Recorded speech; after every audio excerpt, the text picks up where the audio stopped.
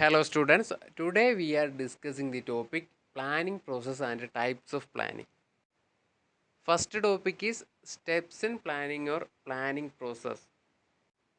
Determination of objectives. The first step in planning is to identify certain objectives of business. The objectives set must clearly indicate what is to be achieved, where actions should take place, who should perform it, and when it is to be accomplished. The objectives should be established for the entire organization and for each and every department. Planning has no utility if it is not related to certain objectives. So, the first step of planning requires clearly defined objectives of the business because it is the end result of the planning. പ്ലാനിങ്ങിൻ്റെ first സ്റ്റെപ്പിൽ തന്നെ clear ആയിട്ട് define ചെയ്തൊരു objectives വേണം. Clearly defined എന്ന് പറയുമ്പോൾ എന്താണ് achieve ചെയ്യേണ്ടത് ഒരു ഓർഗനൈസേഷൻ, അതുപോലെ തന്നെ എവിടെയാണ് അത് അച്ചീവ് ചെയ്യേണ്ടത്, ദെൻ ആരാണത് ചെയ്യേണ്ടത്, അതുപോലെ തന്നെ എപ്പോഴാണ് അത് കംപ്ലീറ്റ് ചെയ്യേണ്ടത്. ഇത്രയും കാര്യങ്ങൾ ക്ലിയർ ആയിട്ട് പറഞ്ഞിട്ടുണ്ടാവണം. സോ അങ്ങനെ പറഞ്ഞിട്ടുണ്ടെങ്കിൽ മാത്രമേ പ്ലാനിങ് പോസിബിൾ ആവുകയുള്ളൂ. കാരണം ഒരു എൻഡ് റിസൾട്ട്, പ്ലാനിങ്ങിൻ്റെ എൻഡ് റിസൾട്ട് എന്ന് പറഞ്ഞാൽ ആ ഒബ്ജക്റ്റീവ് അക്കംപ്ലീഷ് ചെയ്യുകയാണ്. അപ്പോൾ അത് കൃത്യമായിട്ട് ഡിഫൈൻ ചെയ്തിട്ടില്ലെങ്കിൽ അത് അക്കംപ്ലീഷ് ചെയ്തിട്ടുണ്ടോ ഇല്ലയോ എന്ന് കൃത്യമായിട്ട് മനസ്സിലാക്കാൻ സാധിക്കില്ല. Second step is collection and forecasting of information. Sufficient information must be collected in order to make plans and sub-plans. The collection and forecasting of the information must be done in terms of external and internal environment. The considerations of the external environments must be competitions now and in the future. The assessment of the internal environment may consist of the strong and weak point of the organization. In second step of planning, previous or historical data is collected for forecasting and it is done in terms of external and internal environment. And external environment means competitions or data related to the competitors to the organization, and internal environment means the strength and weakness of the organization. So future forecast ചെയ്യണമെങ്കിൽ അതിനാവശ്യമായിട്ടുള്ള informations കിട്ടണം, അതിന് datas collect ചെയ്യണം. അപ്പോൾ ഒരു ഓർഗനൈസേഷൻ്റെ ഉള്ളിൽ നിന്ന് കിട്ടുന്ന ഡാറ്റാസ്, ഓർഗനൈസേഷൻ്റെ സ്ട്രെങ്ത്തും വീക്ക്നെസ്സും ഒക്കെ മനസ്സിലാക്കാൻ ഓർഗനൈസേഷൻ്റെ ഉള്ളിൽ നിന്ന് കിട്ടുന്ന ഡാറ്റാസ് കളക്ട് ചെയ്യാം.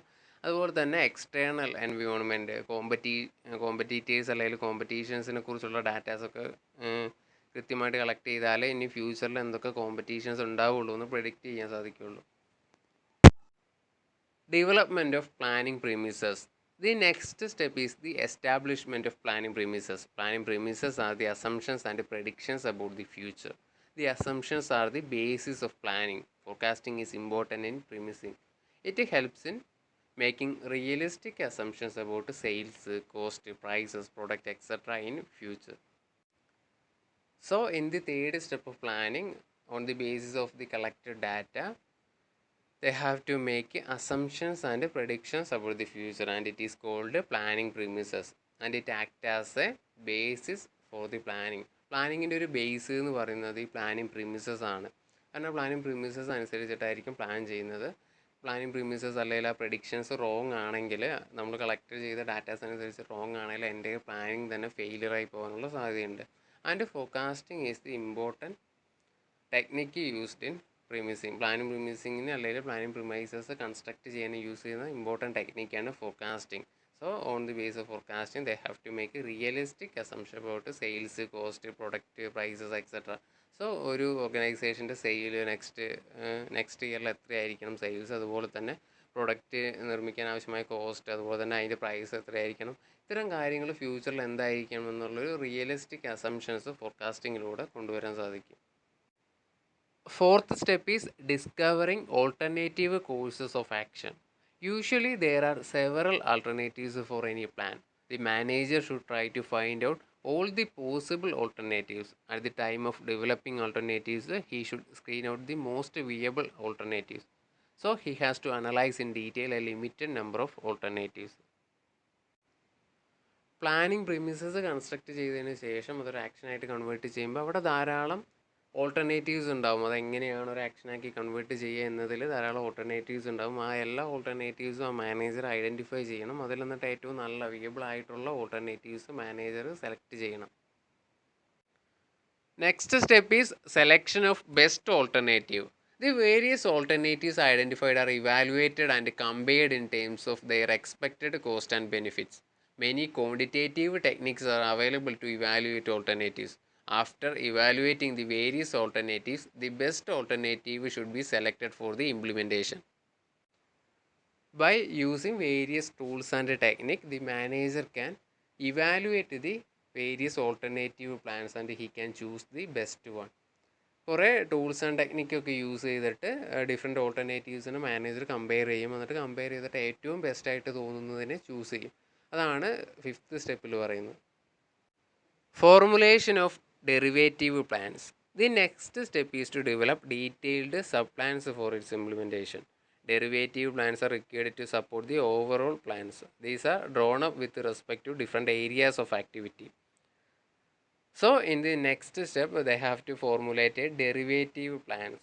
Derivative plans means a sub plan for the main plan. Main പ്ലാനിൻ്റെ ഒരു സബ് പ്ലാൻ അല്ലെങ്കിൽ ഒരു സപ്പോർട്ടീവ് പ്ലാനിനെയാണ് ഡെറിവേറ്റീവ് പ്ലാൻസ് എന്ന് പറയുന്നത്. For example procedures, programs, policies etcetera.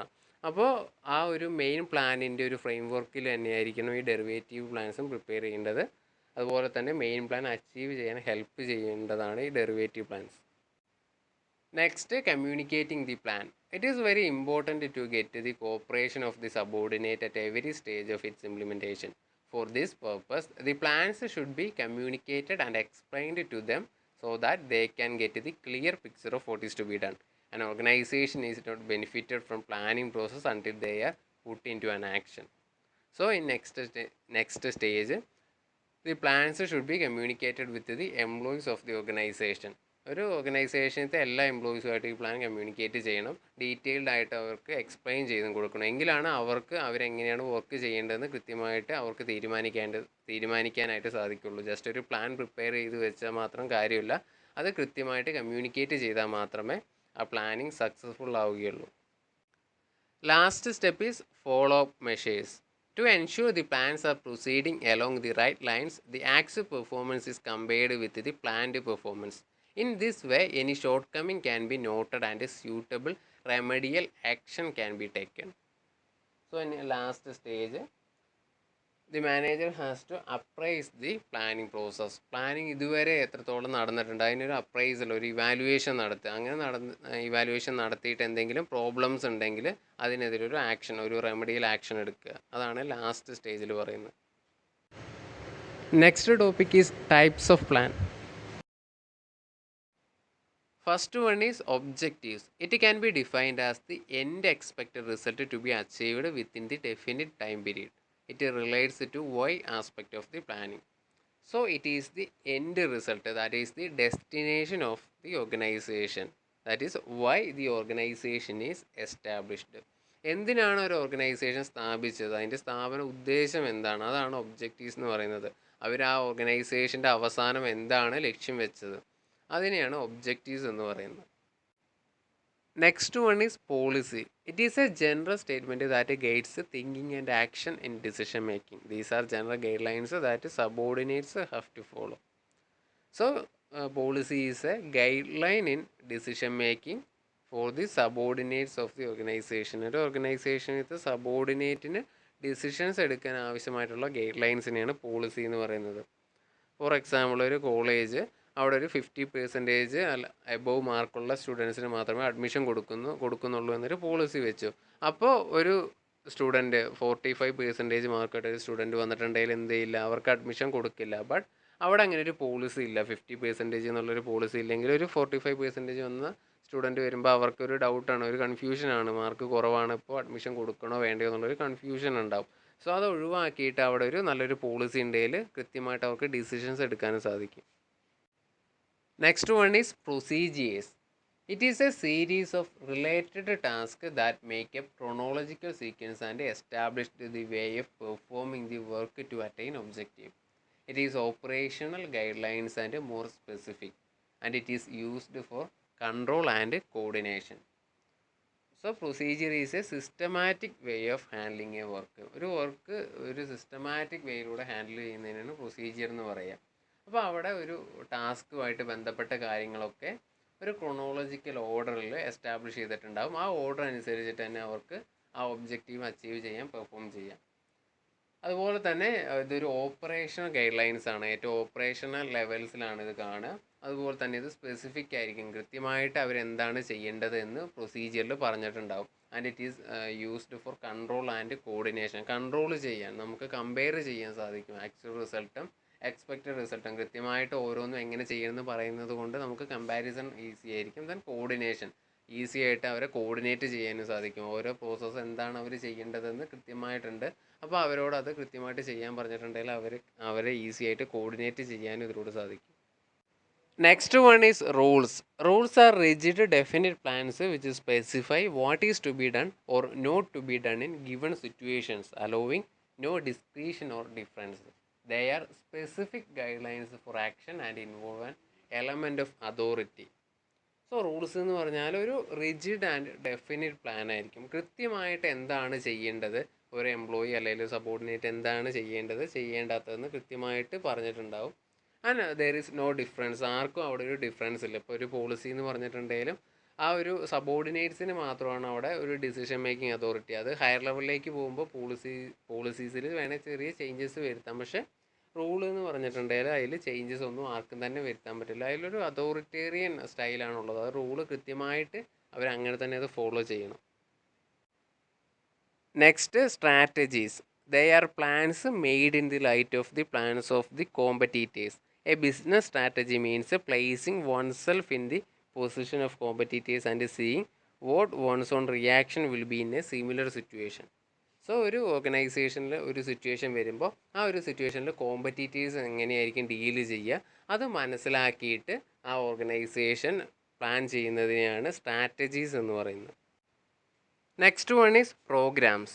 It is a sequence of activities directed towards the achievement of certain objectives. They are concrete schemes of action worked out by managers to attain certain objectives.